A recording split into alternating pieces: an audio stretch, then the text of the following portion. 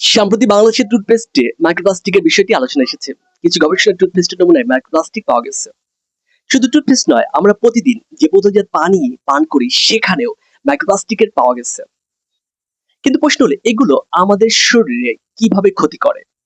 গবেষণায় দেখা যাচ্ছে মাইক্রোপ্লাস্টিক শরীরে গেলে প্রদাহ এবং অক্সিডেটিভ অক্সিডেটিভ স্ট্রেস বাড়াতে পারে। এতে কোষের স্বাভাবিক কাজ ব্যাহত হওয়ার সম্ভাবনা রয়েছে।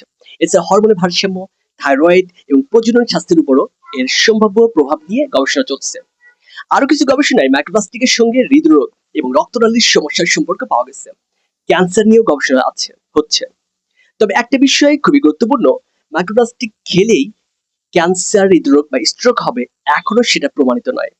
মানুষের শরীরে দীর্ঘমেয়াদী এর প্রকৃত ক্ষতি কতটা সেটা জানতে আরো গবেষণা প্রয়োজন। তাই ভয় পাওয়ার দরকার নেই। যতটা সম্ভব অপ্রয়োজনীয় প্লাস্টিক ব্যবহার কমান। খুব গরম খাবার বা পানীয় প্লাস্টিকের ক্ষেত্রে আহ আহ,